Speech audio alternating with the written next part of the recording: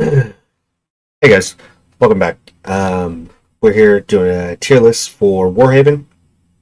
It's been out for like a week now, and I feel like the flux and powers have definitely changed around. People have gotten used to some classes, and there's definitely some real shiners out there. Tier lists, in my opinion, are obviously opinion based. So obviously, some of these classes that are down here, you might not agree. And I will say that there's absolutely, been players with these classes that have destroyed me continuously throughout a match because they were really good with them. So, take it for what it is. I just, I'll go over them. And if you don't agree or anything, feel free to drop your comments. It's not really, it's not really a debate; it's an opinion. But there are some issues with some of the classes. I'll cover that a little bit. Let's start at the bottom. We got the Archer. Um, was looking forward to playing the Arch. Usually play a ranged class like that in most games that I play. So it's kind of a bummer that the range on them is what brings this class down to a D and being the worst class. Um, as an archer, you don't feel like an archer. You feel like you got to be basically within sprinting distance of one of these deadly classes, and you shouldn't have to be as an archer. Um, I get too much range would make him really OP. I think. I don't think the damage is bad. I think the damage is good. I think the precision shot is really strong. Like it's great, but the cooldown on it is really long. Um, so if they could balance that out, maybe take damage off of it, but give it less cooldown, something like that, to help it out, because it just feels like as this class, you're constantly trying to get in that point of not too close to getting murdered by one of these guys, but also still being useful. The guard break ability is honestly almost, in my opinion, useless. One of those abilities where, unless I got a really stubborn, like my team's having a hard time with a guardian or something like that, like I'm not really gonna be using it a lot. I'd rather get another shot off or something like that. And on maps, you shouldn't be at a point where if I'm standing on top of a tower and I'm shooting down at people, I should have the range to hit them, whereas you don't. Or if there's like a raven on top of a tower and I can it's very clear, shots to them and you're down too low, you can't shoot them and interrupt them or put pressure on them. So that sucks. Or if you're trying to keep somebody off of a point, again, it all comes down to that range being really, really small with them. And so that's why I have them where they are. Their melee ability is on a long cooldown. If they're gonna have this short of range, don't put a cooldown on their melee abilities. That's just my opinion on where they are. Next we got the Guardian. So this class, I see them down here a lot on tier lists. Sometimes at the bottom. And I don't think that's where he belongs. Like it sucks having. There's always a lot of guardians, and it sucks having a lot of guardians because you're lacking that damage. Yes, they're great at holding a point, and they can absorb a lot of damage, and they have some good CC and some good. That charge is great when you can land it on a bunch of people, or their shield bash and things like that. It can be good, but I think they're great in just having maybe one per squad, or just three on a team. Then you're at a solid number. Having too many of them, you're going to lack that damage and the other utilities and other things that the classes bring to the table. So that's why I have them down here. I feel like it's either you have too many. You can really outclass them with other classes like shield blocking or shield breaking abilities and damage. Excuse me.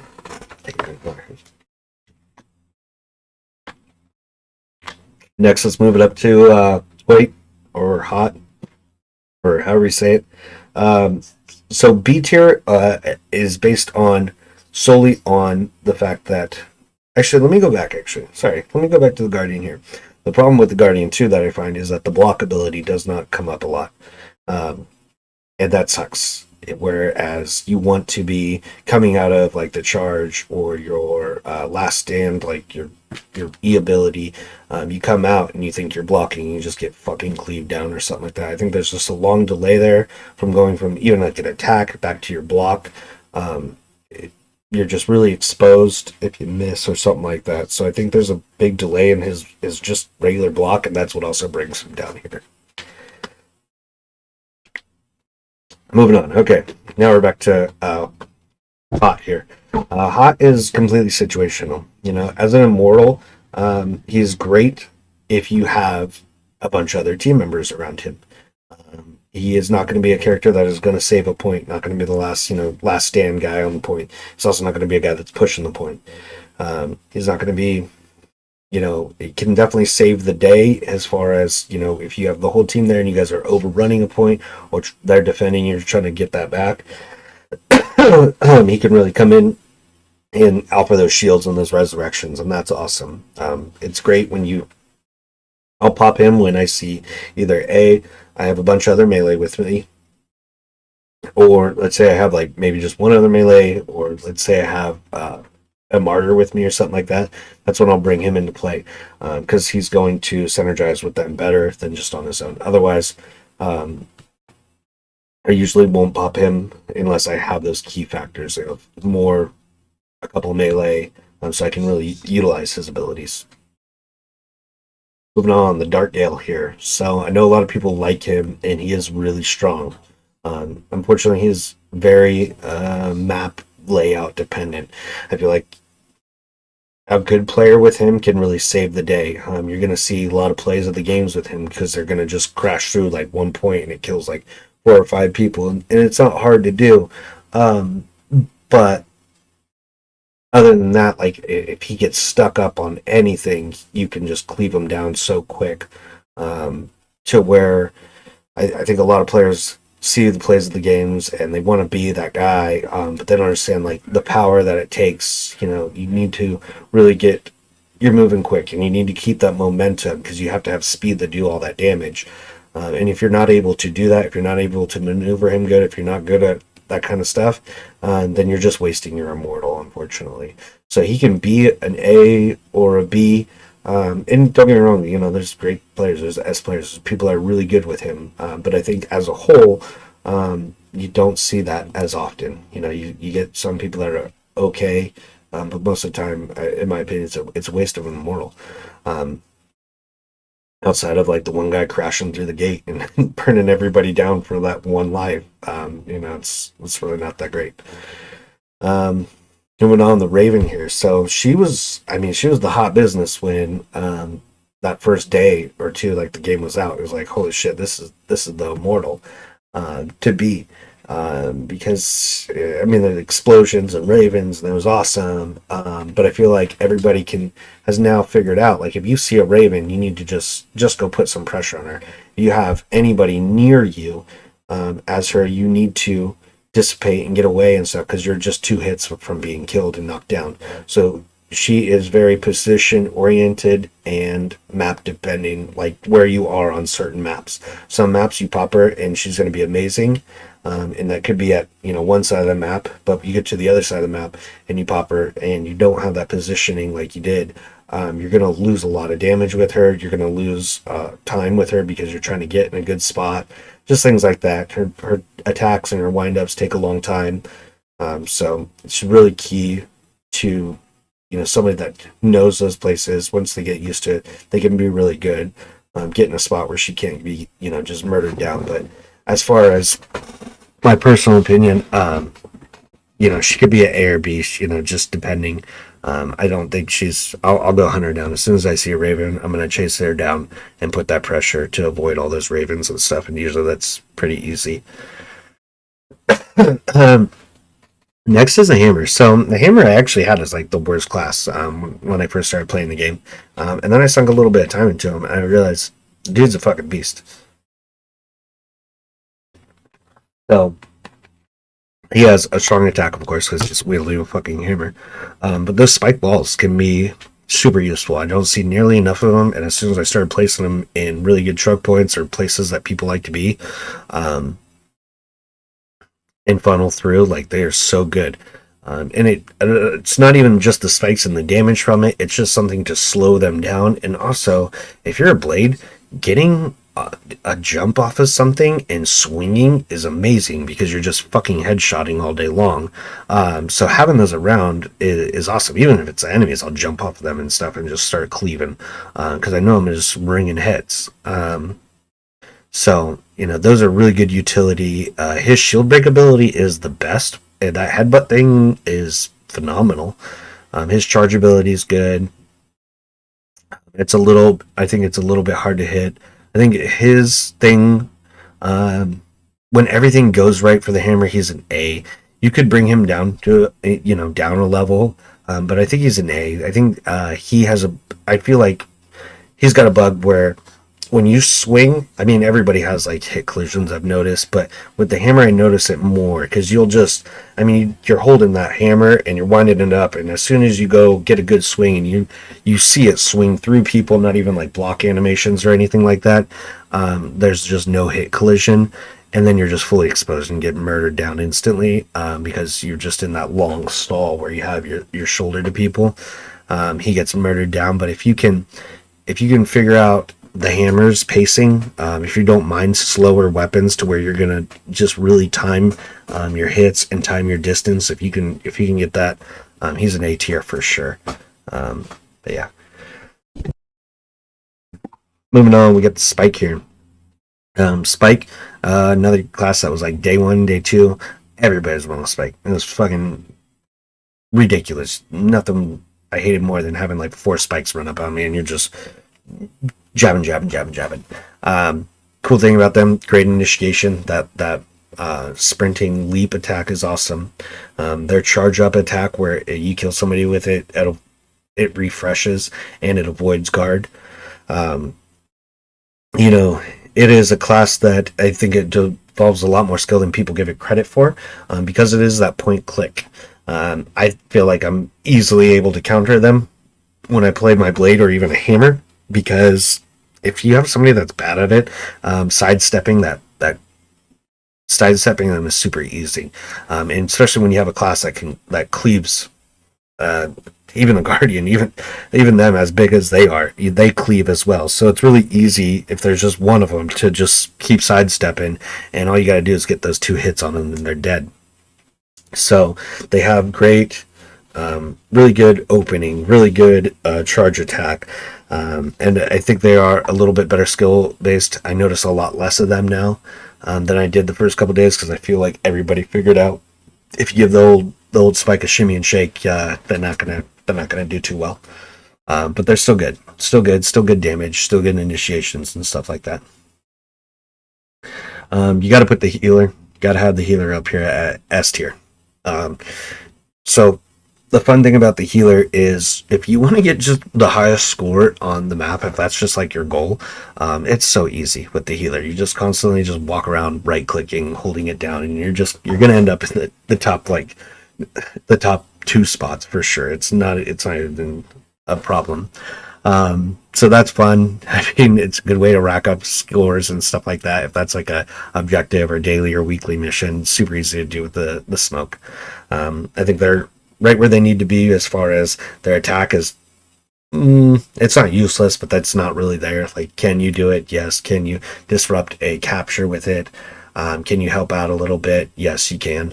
But their knock up ability is awesome. I think that's really good. I don't think it's super OP. Yeah, if you have a couple guys in front of you, you can knock them all up, but it's not blasting them way back. It's not a super long CC. I think it's just right. Their mobility, as far as they're like floating with and dashing around in the air with the shift, is really good. And that combos well with jumping off of terrain and jumping off of like spikes from the hammer. Really good as far as that goes. So all around, I think it's a really well-rounded class. The only thing I would like to see is the projectile. I mean, the projectile, like, catching and redirecting thing. I haven't got to mess with it, unfortunately. Whenever there's cannons on the map and stuff like that, I haven't really got to concentrate on that. There's always objectives or healing to be done to just sit on a point or sit in front of the cannons wherever they're shooting at can be time consuming and spend my time elsewhere. I think it's a cool ass mechanic. I think it's dope as shit. But I don't think it is the most useful. And I think there's a couple classes like that have those things. I think the Blade has one, even though he's the best class in the game. He has one of those as well. Excuse me. Moving on, we got the Martyr here. So, best Immortal, hands down. And reason the Immortal is so good is because it plays well with everything else. So when you have a smoke that can heal you, and you're not going to run away from it, like get away from it like the Darkgale, when you don't have to get out of position or be away from your team to get in a good spot to do damage, when you can play with your team, it brings a lot of synergy, and helps them out, because it's having them just swinging around and breaking guards and stuff like that is great. Even though like they might not get the killing blow, to have like a blade or a hammer or a spike finish those kills off is really good. So Martyr is no brainer. You can hold a point, you can push people off of a point, you can easily 1v4 1v5 with them. Now if the people know what they're doing, like that's not going to happen because you can block them and stuff like that, but it's really good. It plays well with all the other classes that are melee. Plays well with the healer, plays well with the support Immortal as well. Like if you're popping one and you have a buddy or another teammate that pops hot here, those shields help immensely. So all around, the Immortal is definitely the best. The Martyr is definitely the best Immortal. Sorry, excuse me there. And last but not least, the Blade. So I didn't think I was going to like the Blade at all. But after playing it, definitely the best class, hands down. It took a little bit of getting used to once you unlock those runes, that downward cleave that it has for head attacks, figuring out how to, use the terrain, I would say, as the Blade. His attack is super good, the cleaving is super good. You have the downward, the overhead chop, you have the thrust, you have a lot of different attacks with him, and like I said, jumping off of things with him makes him really, really strong. So jumping off of boxes, barrels, the spikes from the hammer, like it's phenomenal, because where the hitboxes are is if you're gonna hit heads every time, and you can really time those down, and you can cleave 2-3 people. And you can really turn the tide of a fight. Going like 2v1, no problem with the Blade. As long as it's not like a smoke and another blade or something like that. But if it's like a hammer and a blade, no problem. Like if you have the skills, the Blade is the best skill, most skilled. How do I say this? Most skilled class. People might not agree because there's so many of them out there, and there's a lot of bad ones. But like once you get up there, you can't block from them. If you think you're gonna block, even as another Blade, they're gonna come through, and their guard break is really good. Their stagger is really good, and their charge ability is really good. Once you get that time down to where you're knocking people up and doing the overhead chop and just like killing them in like 2 hits, before they even have a chance to like engage with you or do anything, it's really OP. No, that's not to say like I don't think like a whole team of Blades that shouldn't be a thing. You definitely need a mix of everybody here, but I would say Blade by far is the best class. Your sprint ability is good. Everything you bring to the table as a Blade is really good. I don't think outside like their charge knockup ability, to me, for a long time, for a couple of days, I shouldn't say a long time, it's like been a week, it did feel kind of lackluster, and it's really gratifying when it hits and you knock somebody up and you're over, you can land that overhead hit and you get that combo down. Is it great for initiating? If there's a guardian there, now he can counter it. If anybody sees it coming, they're just going to block it. Like catching some people off guard with it's good. Otherwise, it's one of those abilities where it's kind of meh. Like I don't use it a lot.